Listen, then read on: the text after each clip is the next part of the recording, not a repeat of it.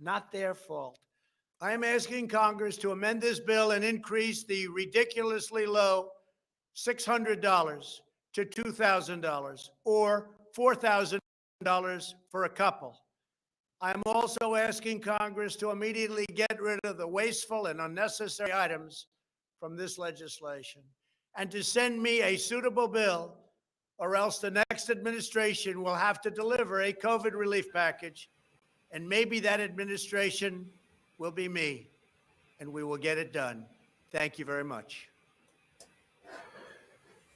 Hello, everyone, and welcome to the Radical Democracy Show. I'm your host, Kamali Rose, here with you with some live breaking news. As you just heard, the tail end of Donald Trump's announcement that he intends to veto the $900 billion COVID stimulus relief package recently passed through the House and Senate. It's a 6,000-page stimulus or COVID relief bill, as well as it includes $900 billion for COVID relief, as well as $1.4 trillion to fund Congress until next September. So the reasons that you've heard him say there, I'll take you to the full clip in just a moment, his full speech here. But what we caught there was that he intends to block this. His reasoning is actually,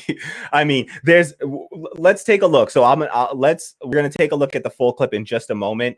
And so we'll take a look at the full clip, get the full context, because what we're going to see in here is that there's some truth behind what Trump is saying. There are some lies, some mistruths, some lies, some all out lies behind what Trump is saying. And what we want to do is just sort of parse all that and see, because, how this is going to play out, and, what's the likely fallout from here. This doesn't mean that the COVID relief absolutely will not go through. There is still a potential for Congress to override the veto. They would need a supermajority in order to do so. So Congress could override the veto with more than 75%. I believe it is. I'll double check it here live. If it's 2/3 or 75%, they need to override a president's veto, but they will need a supermajority in order to do so. And it is possible that they could do so. But what we also heard there at the very end is Trump also suggests that he might be the president in, a few weeks, which is just batshit insane. So let's take a quick look at this full clip, and then the whole clip is 4 minutes. I'm going to play it all the way out for y'all, because we got to get the people the information so that you can get the full context of what's going on here. I'm going to let the full clip run out here, and then again, as I said, we'll come back. We'll talk about it and talk about what this fallout is. But again, this is just breaking news. This just happened. This conference just happened within the hour, and so people are still parsing through this and trying to figure out what the next steps are from here, what this means. All right. So we'll take a look at this clip, come back, discuss, and then we'll get to some comments right after that. All right, folks, here we go. Our Democrats cruelly blocked COVID relief legislation in an effort to advance their extreme left-wing agenda and influence the election. Then a few months ago, Congress started negotiations on a new package to get urgently needed help to the American people. It's taken forever. However, the bill they are now planning to send back to my desk is much different than anticipated. It really is a disgrace. For example, among the more than 5,000 pages in this bill, which nobody in Congress has read because of its length and complexity, it's called the COVID relief bill, but it has almost nothing to do with COVID.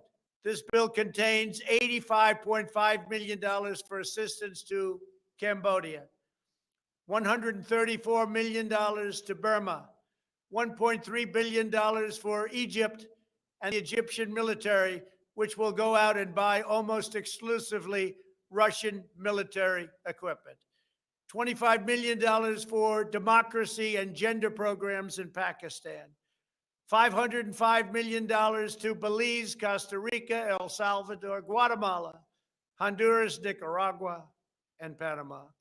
$40 million for the Kennedy Center in Washington, D.C., which is not even open for business, $1 billion for the Smithsonian, and an additional $154 million for the National Gallery of Art. Likewise, these facilities are essentially not open. $7 million for reef fish management, $25 million to combat Asian carp, $2.5 million to count the number of amberjack fish in the Gulf of Mexico, a provision to promote the breeding of fish in federal hatcheries, $3 million in poultry production technology, $2 million to research the impact of down trees, $566 million for construction projects at the FBI. The bill also allows stimulus checks for the family members of illegal aliens, allowing them to get up to $1,800 each. This is far more than the Americans are given. Despite all of this wasteful spending and much more, the $900 billion package provides hardworking taxpayers with only $600 each in relief payments.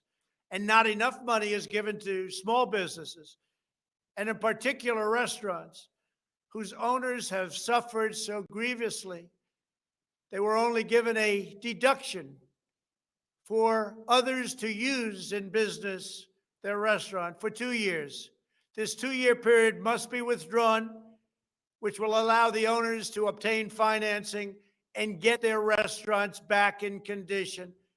Congress can terminate it at a much later date, but 2 years is not acceptable. It's not enough.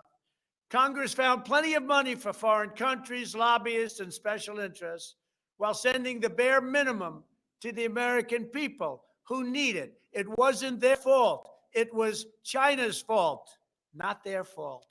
I am asking Congress to amend this bill and increase the ridiculously low $600 to $2,000 or $4,000 for a couple. I'm also asking Congress to immediately get rid of the wasteful and unnecessary items from this legislation and to send me a suitable bill, or else the next administration will have to deliver a COVID relief package, and maybe that administration will be me, and we will get it done. Thank you very much. All right. So that was Trump's full remarks there. So you heard it all there, folks. All right. He says that he has no issue. You know, he named a bunch of things that he took issue with in this bill. Now, let's just say right off the top, let me tell you what I'll give him credit for, because I know that mostly, you know, a lot of folks watching probably got some pro-Trumpers in here. I'll hit y'all with a little, disarm you a little bit real quick here. But let me tell you what I agree with him on, which is that $600, you know, a $600 stimulus check to Americans after 8 months of leaving them hanging out to dry with no rent relief, you know, no wage replacement, you know, no ongoing stimulus relief whatsoever, to then come back to those people who have had months and months of rent stacking up that they can't pay. You know, 1 in every 3 American families expects to be evicted within the next month or two. All right. So 1 in every 3 American families right now are sitting around having conversations out about what the hell are we going to do. You know, partners with each other, people with their children, trying to, you know, they're anxious. People have a ton of anxiety, and rightfully so. You know, we've just gone again 8 months since the last stimulus bill, and now to come at people with $600 is an insult. I heard Richard Wolff talking about this earlier, and he said it's kind of like when, you know, a millionaire walks past a, you know, the homeless person on the street, tosses them a nickel, and you see the homeless person, you know, throw it away in disgust. You know, it's a scene that has been replayed over and over, and it's because, you know, it's not just that is just woefully inadequate, but it's an insult to even, you know,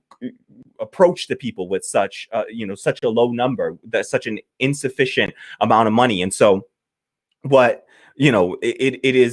honestly, I think that what Trump just did there with that aspect of it, highlighting the fact that the $600 not enough, that he wants, he's kicking this back to Congress and telling them to amend this and to come back with at least, $2,000 checks for the American people. That is going to play well politically. Let's be real, and it's a damn shame that the Democrats, are just so so bad. Like, are they bad at politics, or are they deliberately this terrible? I don't quite know, right?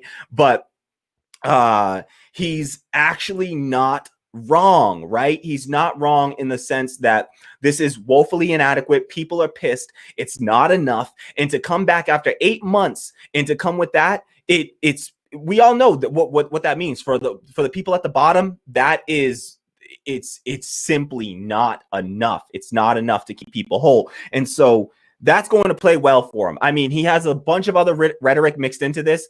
And if you'll notice what he took issue with versus what he didn't take issue with, he took issue with relief to these, he took issue with foreign aid, but he just conveniently seemed to skip past, the $500 million in foreign aid to, right-wing apartheid Israel. He didn't have any issue with the relief, the $500 million going to Israel. No problem with that whatsoever. He's got no problem with the billions of dollars in military funding, even though we got, a separate military bill that we passed earlier this year for, $750 billion. Still never enough. He takes no issue with that. But he also mixed in some anti-immigrant rhetoric into there, which is just garbage. This sort of fear mongering, throwing meat to his, red meat to the base of, trying to divide and conquer, get people, get their anger or targeted at the immigrants. These immigrants, they're taking the money, as if that's where the money's coming from, as if that's any money going to undocumented people or immigrants is somehow money taken away from the American people, which we all know is BS. They found $4.5 trillion to give away to corporations in the CARES Act. No problem whatsoever. They always can find the money for that. The Fed has been pumping trillions of dollars into the stock market to prop up to take ownership over all the corporate debt for all of their risk-taking and missteps. And they have no issue with that. So they're fine. The money is there. They just simply want to point your attention in the wrong direction and get people angry at immigrants somehow. He also mentions, we did a video on yellow peril recently, an interview with Professor Christian Chun. You should definitely check out on this channel for more on that anti-China rhetoric from Trump that he just cannot get away from. It has to be at some, and no matter what he does and everything, there has to be some sort of anti-China rhetoric. So he found a way to sneak that in there as well. But this is just, it's a political, it could be a political winner for Trump. Sadly, it's not. There's no guarantee that this veto actually can stand, because he can veto it, and he intends to veto it, and he says he will veto this bill. The Congress can still override his veto with a supermajority. If anyone knows the exact number, whether it's 2/3 or 75% of the Congress that they need in order to pass that, to override his veto, let me know in the comments. I'm spacing on that right now. I'll try to get that information for you when I have a moment. But let me know what you think about this in the chat. How do folks feel about this? Again, this is breaking news, late breaking news here, and people are still processing this. So we're going to find out more about just the process aspects of this, and what what are the possible steps that are going to be taken from here. I'll be real, I mean, I've been talking trash about this stimulus bill on Twitter all day. Check my Twitter at @OnToThe5th on Twitter.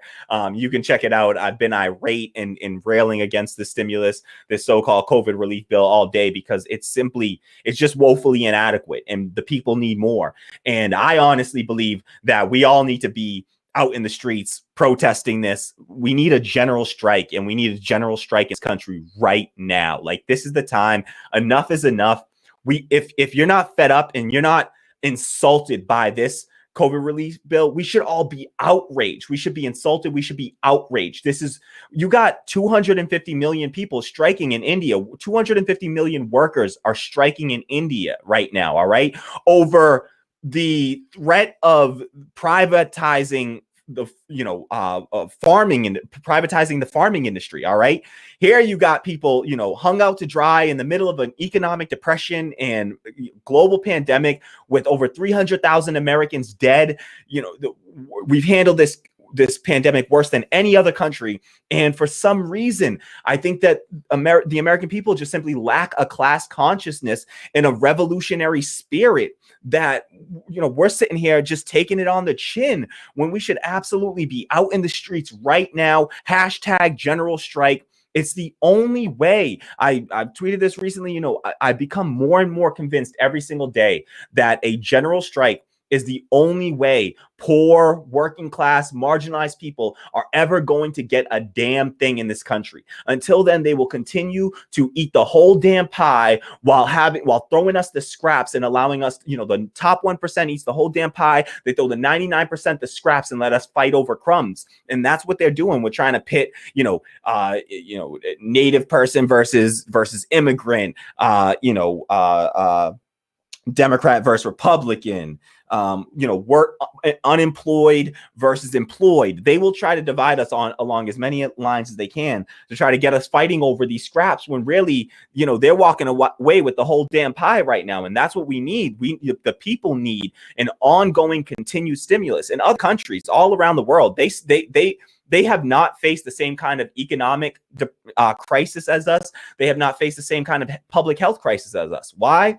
Because they were able to, just tell people to go home and take care of those people, right? You can't tell people that they need to go home and lock down and stay inside and not take care of those people. You have to make sure, you have to give them rent relief. You have to provide the people with the money that they need. If they simply they could have done a 90 or 100% wage replacement. Say the government will guarantee your payroll as long as you don't fire a single worker. And then you should also provide some sort of ongoing stimulus, right? Throughout the entirety of this pandemic, there should have been monthly checks agreed upon in that very first stimulus. We should have had at minimum $1,200 checks. What the people really need is at minimum $2,000 checks a month. And it should be retroactive going all the way back to March at this point. So the people need the people need relief. They're hurting. We got, in the past few months, over a third of people in this country have been unable to make some or all of their rent payment. All right. And at some point in the last 3 months, all right, people are struggling and they are looking down they're facing a cliff at this point with the eviction moratoriums coming due. And so what Trump did here is not going to completely crush him politically, unfortunately, because people are pissed at this and it's inefficient, and now it makes him look like some sort of political winner somehow. And at the end of the day, everybody loses. Everybody loses. Of course, the stimulus isn't enough, but it was going to provide some relief. I do agree with Trump that there needs to be bigger stimulus payments, and the $2,000 isn't even enough. A one-time $2,000 payment after 8 freaking months with nothing, unacceptable. All right. So do we want to take a few comments here? Corey Saylor says you could give every illegal immigrant $1,000 a month, and that wouldn't even put a dent in the massive tax write-offs and subsidies given to corporations and foreign governments. Absolutely. 100%, Corey. You are 100% correct. So this idea that we got to somehow target and point our ire at immigrants is completely false. And it's just a false division, a false line being drawn to distract us. Listen, we should all be together. Immigrant, native born, whatever you are, worker, unemployed, Democrat, Republican, we should all be united in this. All right. We are all getting hung out to dry here, and there should be no arbitrary lines dividing us. Listen, the wealthy, the corporations, they are aware, they have class consciousness. They understand what class they are in. All right. And they are doing everything. They have real class solidarity there. All right. Look at the wealthy. All right. They don't care what their political ideology is, what their political party is, none of that. They don't care. They are lockstep in solidarity along one very crucial line, and that is class. All right. We are in the midst of a class war, people. This is what class war looks like. All right. If you were wondering what class war looks like, this is it right here. All right. We are experiencing it and undergoing it right now.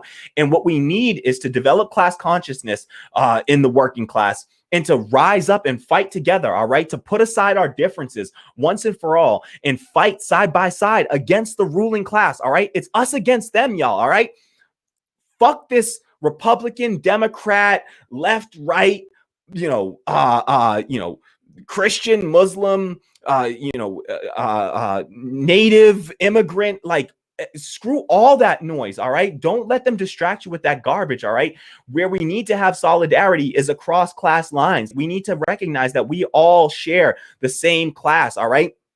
And, we just got to put that side of stuff so that we can fight back effectively. And that looks like a general strike, honestly, all right? That's one of the, the only things that we can do to collectively come together and to use our power to push for something better than what we're getting. Because I support we got things going on, a raging debate on the left, the force the vote, hashtag force the vote. I'm totally in favor of forcing the vote, but we need more than that. And this is evident, this is evident by that. And so we got to demand more. The people deserve more. We must demand more. And so, I am calling for, and I certainly am in solidarity with anyone that is ready for a general strike in this country, and to go out in those streets and start building a sustained mass protest movement that does not let up, the likes of the Yellow Vest movement in France, or what is going on with the strikes led by the Indian farmers and across a ton of different industries with all Indian workers. 250 million people right now striking out in the streets in India. That is 75% of the entire population of the United States. Just imagine 3 in every 4 people in the United States taking to the streets right now, tonight, whenever y'all are ready. I'm right there next to you. All right. So we got to get that done. We got to make it happen. We got to stop, playing these political games with these politicians who keep on playing games with our lives. All right. Corey Saylor says right versus left is a distraction and an extremely effective one. I wholeheartedly agree with you. They got us over here fighting each other, along these what are truly arbitrary dividing lines. When you think about, the one color that matters isn't blue or red or black or white. It's green, damn it. All right. The one color that matters is green, damn it. And we need to recognize that. All right. That's what we all share in common. All right. Whether we're black, white, blue, or red, right? What we all lack is green, damn it. All right. And we need to come together along those lines. All right. LA Bulldog 5 says, yes, there's a lot the left and right can find common ground on this one. Americans need help, and the waste in this omnibus is staggering. I hope Trump vetoes. Yeah, I am not against a Trump veto. If it gets kicked back and what comes out of it is $2,000 checks, I mean, all the rest of the little stuff in between that, like, this is the problem with these, just what they call all the pork in a bill, right? It's just pork, right? It's all this unnecessary, fat stuffed into a 6,000 page bill. This is like one of the longest bills in the history of the United States. I think it literally set a record for the longest bill. And our Congress people had, the people in the House had 5 hours to review it before they had to vote on a 6,000 page bill. Imagine trying to review 6,000 pages in less than 5 hours. You try. Who and what staff, what organization could you put together where you could read through, digest, synthesize 1,000 pages, over 1,000 pages, 1,200 pages per hour of anything, especially some dense, tax code and legal jargon? Who the hell has the capability to do that? That is not what democracy looks like, folks. Excuse me. Mark McKeever says, to be honest, these are two horrible. These are two horrible bills. So much bull in them. More scraps for the peasants. Absolutely. It's just stuffed with nonsense and garbage and all kinds of, sure, we need relief for all kinds of people. But right now, what people need more than anything, we need relief directly to the people. Direct cash payments to the people is the number one thing that is needed right now. And it's just woefully insufficient in the current stimulus bill. And so, and let's be real, once they passed this stimulus, it was 8 months since they passed the last one. Everyone thinking that, and let's be clear about this. I should pull up, I'll pull up the article. David Sirota did a great piece in the Daily Poster today that highlighted from a New York Times article, pulled out of a New York Times article, highlighted the fact that behind the scenes, Joe Biden was pretty instrumental in getting this COVID bill cut in half from the $1.8 trillion that was offered by the White House back in October. So Joe Biden came in behind the scenes and, through his support behind the $900 billion stimulus bill, as opposed to the $1.8 trillion that the Democrats in Congress were asking for. And once that happened, it said that it gave the Democrats in Congress apparently the confidence needed to back off of their, demands. And so it's what they wanted. They just needed the backing of, Mr. Austerity himself, Joe Biden, to come in and to deal the final, death blow to this, to an effective, to a full stimulus bill, a $1.8 trillion stimulus. So make no mistake about it. This isn't just like some GOP, Mitch McConnell, Republicans behind the scene.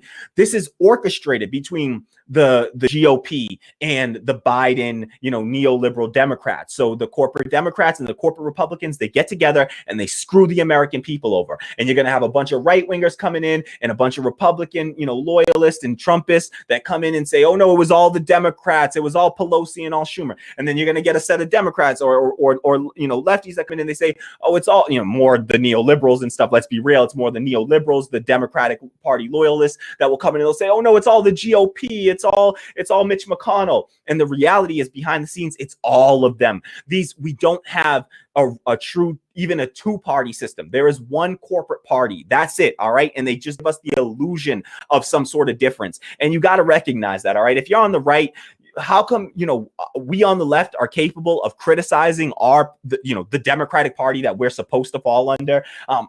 We need you to come out and to be critical of your party as well. And to actually, not be just a bunch of sycophants defending, and party loyalists. Let's not play that game. Let's not be tribal and divide each other up along those lines. Mark McKeever says, our government is actually working perfectly as it was designed to work against us since the Reagan era.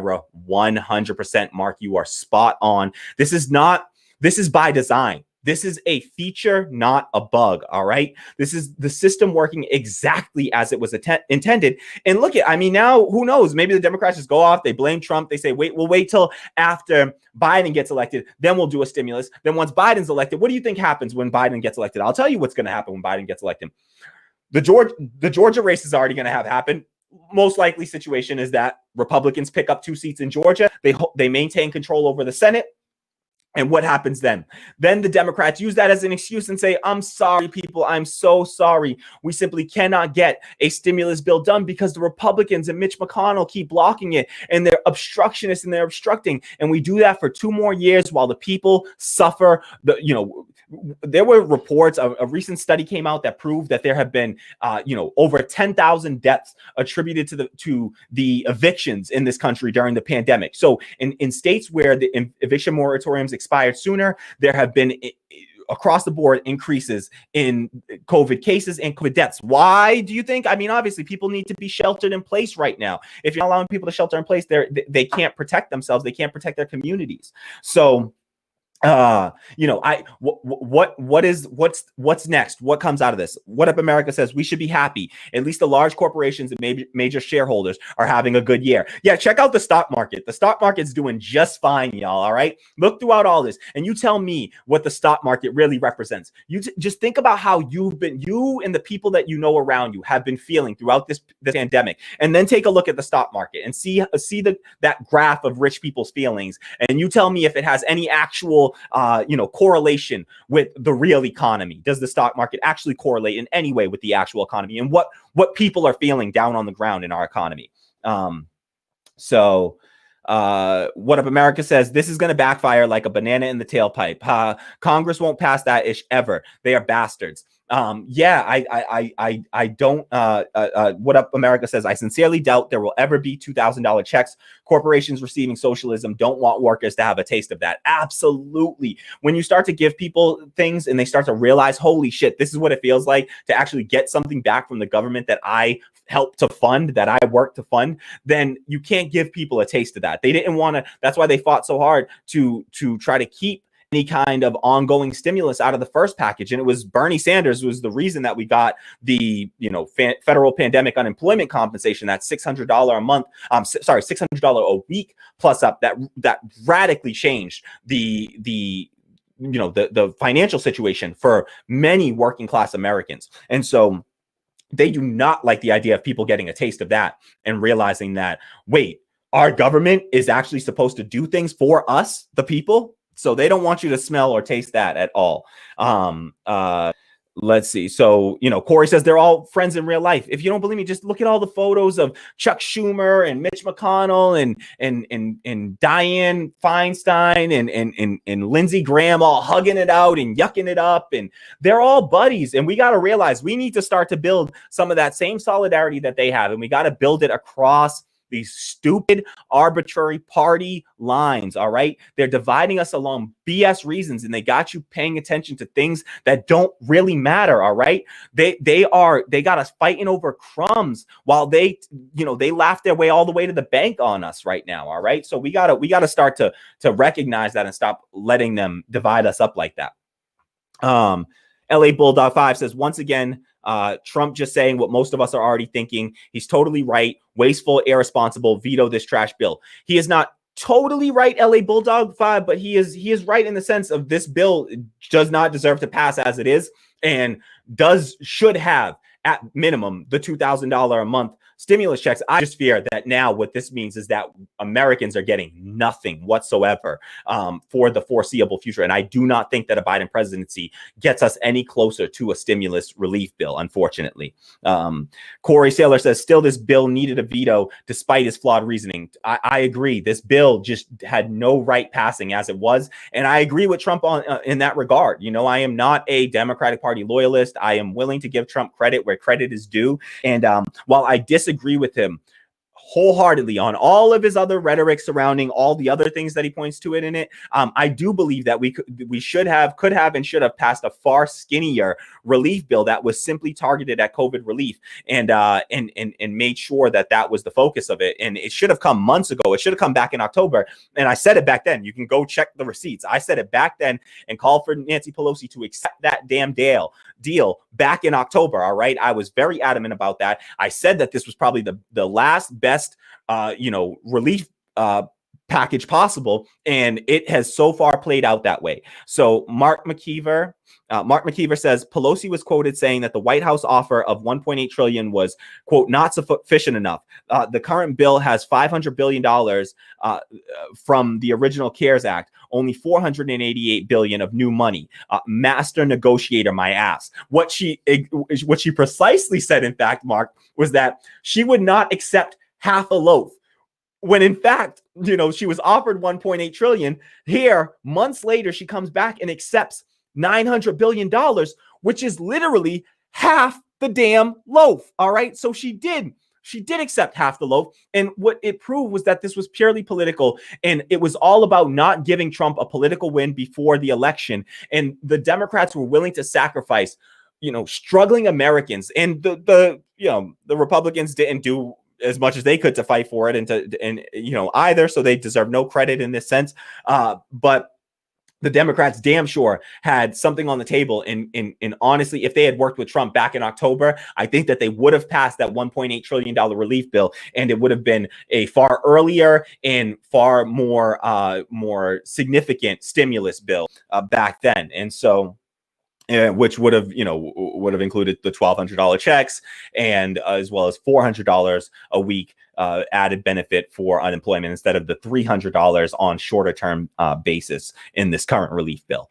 So Corey Saylor says, I like that he squeezed in there that it was China's fault, like he has no responsibility in how bad things got. Yeah, China currently has a little over around like I think it's around 5,000 to 6,000 deaths total. Less, I believe it might be less than 6,000. It's around 5,000 deaths at the same time that the U.S. has over 300,000 deaths. And they have 4 times the population of the U.S. All right. So the idea that somehow this is China's fault or China's economy has grown over the course of this pandemic. All right. So China's doing just fine. It's America that's suffering. And if you're mad about China and not about the U.S. government and U.S. corporations and U.S. capitalism, then I'm sorry, but you're being fooled. You're being duped. All right. And you should think twice. All right. So Mark McKeever says the provision in the spending bill that will make streaming IP content a felony. What the fuck? Yes, seriously. This is literally like as somebody, this, directly impacts me as somebody that streams on Twitch has accidentally included copywritten music in my streams before. That would literally be now considered a felony. All right. They've almost made Twitch a felony through this bill. That was absolutely unacceptable. All right. That's absolutely unacceptable. And we should be outraged by nonsense like that whenever they try to stuff nonsense like that into these bills. All right. Any more comments we want to get to? I try to keep these segments to around 30 minutes, but I'll let it run a little bit longer, take a few more comments, and then we'll pop out, see if we have any more that we need to get to. Mark McKeever says, how about businesses that spend the tax-free PPP loan, which will be forgiven, can write off that free money off their taxes, double dipping? Why does the rich have to benefit from every bill? Yeah, they always benefit, and they always benefit the most. The rich could benefit by simply giving the poor money and letting the poor spend the money in the economy that the rich people end up benefiting from disproportionately anyways. All right. They already they control the means of production. They control the surplus of our labor. They control all the property and all the landlords. They will come out on top of this if we simply stimulated the poor and working class people. All right. Just give money to the people and it will trickle on up to the rich. I guarantee you all the other money in this economy finds its way up to the rich anyhow. Why would this be any different? Right. So totally agree. Corey Saylor says, truth is we can spend all we want. Deficit spending doesn't cause inflation. That hasn't been true since we left the gold standard. If you don't believe Corey and I, simply look at what the Republicans just freaking did. All right. They did, $6.5 trillion tax cut in Trump's first tax cut. They gave $6.5 trillion in tax cuts to the wealthiest people. All right. So that is what you call deficit spending. All right. They put us into a deficit. All right. Because that's less money coming into the government. All right. They're going to have to pick up the money elsewhere. So it absolutely is. When the Republicans are in power, they deficit spend to nobody's end. And, nobody says anything about it. And then as soon as they know that the Democrats are coming into power, all of a sudden they're all deficit hawks. And, it always finds their way. We get another, somebody's friendly to that sort of austerity politics, like a Joe Biden neoliberal in there to play along with it. So LA Bulldog says, lots of right wingers aren't, quote, sycophants. We recognize that under Republican presidents and Congresses, we should have had real spending reform. It didn't happen. Trent Lott, et cetera, failed us. Yeah, just understand, LA Bulldog, that they don't really believe in that. You're just being fed a lie. You should not accept that lie. Tell me what about the wars, the trillions of dollars that we spent on wars under the last Republican presidency, under George Bush. We deficit spent. All right. We deficit spent like it was nobody's business. Okay. Look at what happened under Trump. Stop pretending like you're the party of deficit hawkery. It's not. This isn't the actual ideology that the people in power believe in. I know as a leftist, I know what the Democratic Party actually believes in. And I don't play games. I don't act like, oh, they're trying so hard and they're just, it's somehow it's just not coming together or something. No. This is exactly what they want. All right. So I'm not to say that, every right winger is a sycophant, but all I'm saying is that the left has a much clearer critique of the Democratic Party than I see from the far left, as they call us. The far left, we have a far more in-depth, accurate critique of the Democratic Party than what I'm seeing from the so-called far right, who line up behind Trump no matter what he does, when really you should be more critical of Trump as well. We got to be more critical of all politicians and not give any of them a pass. All right. So LA Bulldog goes on to say, yes, there's a lot. The left and right can find common ground on this one. Americans need help, and the waste in the omnibus is staggering. I hope Trump vetoes. I think we read through that. So yeah, Matthew Langley, shout out to a first-time commenter, even though I wholeheartedly agree with your just absolutely false comment. Matthew Langley says, China lying to you, man. If they say 5 to 60,000, it's 5 to 600,000. Yeah, sure. China's lying, but the U.S. government isn't lying because, you know, we know that the U.S. government is always just so totally honest, right? And just so totally honest. Who does it serve to lie, all right? There are also outside watch groups, all right? They're not lying to that extent, all right? There's not some massive cover up. And you're just buying a BS line, all right? All while you pay attention to China and your concern is over there with China, and you're not paying attention to the fact that your government is fucking you over, man, all right? They with no lube, all right, buddy? They're fucking you, all right? So China ain't got nothing to do with that, man, all right? Let China worry about yourself, man. Worry about what we can control. We have no control, no real control over China, all right? They're doing fine without us. What you got to focus on is what you control, and what we can control is our own government. All right, if we really do have a democracy, because I'm told that China's communist, it's not a real democracy. America's a real democracy. If we got a real democracy, then if all of us agree that we don't agree with this shit, then why is this going through Congress? Why are these bills passing? Why are the people not being helped? Focus on the right stuff, all right, Matthew Langley. Focus on the right thing, because your attention, they're distracting you, man. It's all a distraction, all right? That's all that is, all right? All that China BS, just a distraction. Corey Saylor says, pro tip, our own government is screwing us harder than Russia or China ever could. Absolutely 100%. I mean, China's just out there just trying to do their business and make their money and become a world superpower. And same thing that the U.S. is trying to do, all right? And so listen, we got control over here. We can participate in this democracy. That's why we should be more critical of our own government first. All right. That's what we can control. All right.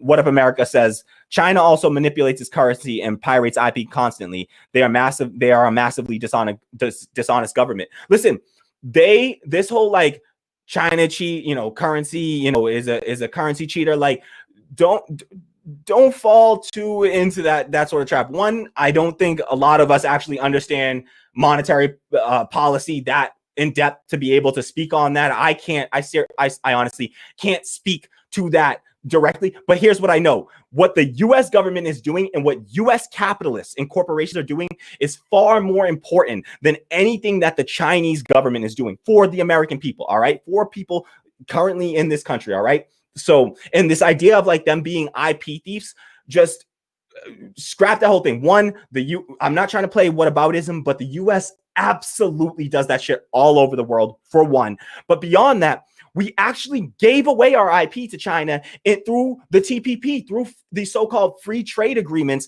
Corporations gave away their IP to China. Why? They did it in exchange for cheap labor, to exploit the cheap labor over in China. They made an agreement. Check out the TPP. It says, we will give you our intellectual property in exchange. If you let our businesses operate inside of China, we will allow you access to our intellectual property in exchange for your cheap labor. So just don't pay too much attention to the China stealing our intellectual property nonsense.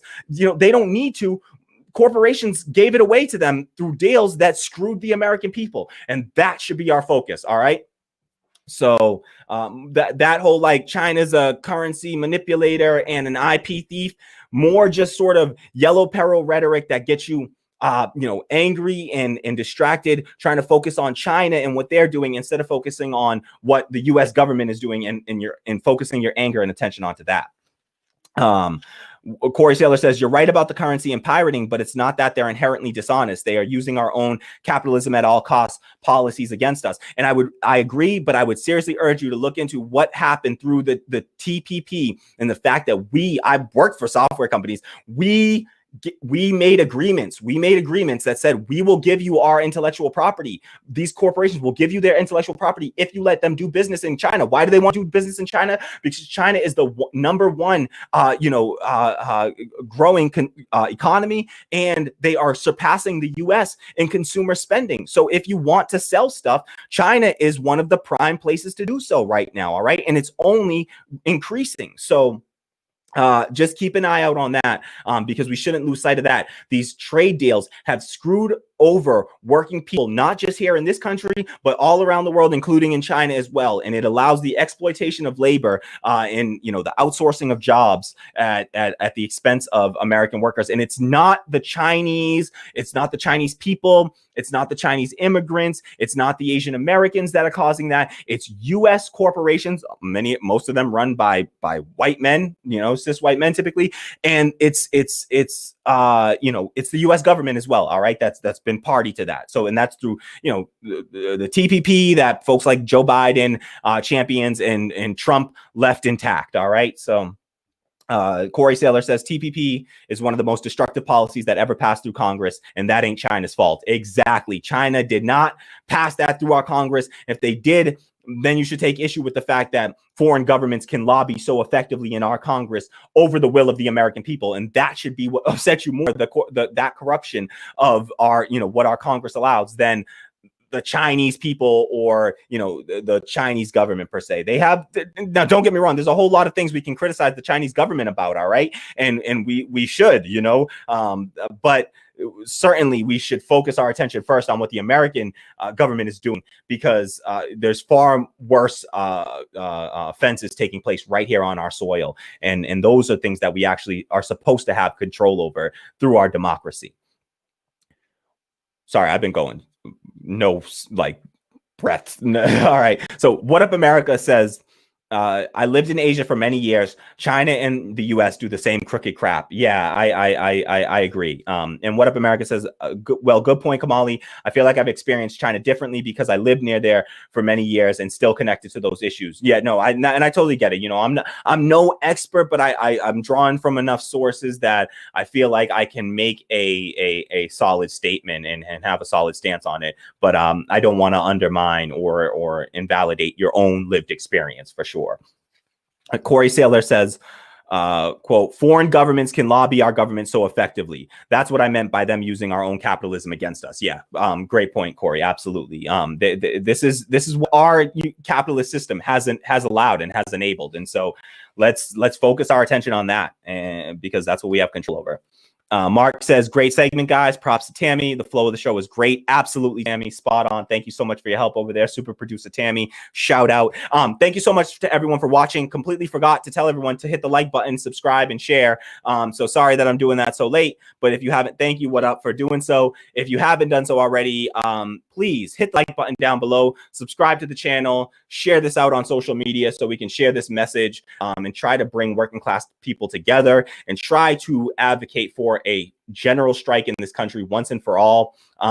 If you can afford to do so, please support the channel, support the show on Ko-fi or Patreon at ko-fi.com/radical democracy, or on Patreon at patreon.com/radical democracy. Links are in the description box below. Really deeply appreciate you helping us with that support. Avery Crawford just popped in and says, I'm late. Recap. And I will quick recap is that we saw Donald Trump has come out. He did a press conference stating that he will be vetoing the COVID stimulus bill. I can take you to honestly, I think your best bet is for a recap would be to just rewatch the stream, to be perfectly honest. But the Donald Trump intends to veto this COVID stimulus bill, and he says that he wants an amendment, and he wants $2,000 checks in the stimulus bill before that he'll sign off on it. This will get kicked back to Congress. They would have to have a supermajority to override his veto. I believe they need at least 75% of people 75% in order to pass this, to override Trump's veto. So we'll see if they're able to do that. If not, they will need to go back to the drawing table. And let's be honest, we are on a limited time here. Holiday season approaching, people are struggling. The government needs to be funded as well. So we'll see what comes of it. Check out, replay the stream. I don't want to keep things running too long, unfortunately. Sorry, Davery Crawford or Davery Crawford, about that. Just rewatch the stream, because we don't want to keep it running too long, because people are they don't like to see long videos. They won't watch something that says it's over an hour, to be honest. So we gotta cut things off and wrap things up there. Thank you so much to everyone for joining us for this stream, for chatting. Yes. If you have any last thoughts, please share it in the chat. Shout out to everyone. Please like, subscribe, share, and come back for more like this. All right, folks, support the channel if you can support us financially. We desperately need it. We need some COVID relief here on this channel. Coffee and Patreon links are in the description box below. As low as $1 a month. Your support means all the world to us. Thank you so much to everyone. I think we are going to call it here. Yeah, I think that about does it. Thank you so much to everyone for joining us. We'll be back with some more news for you in the near future. I promise you. All right. Take care, everyone.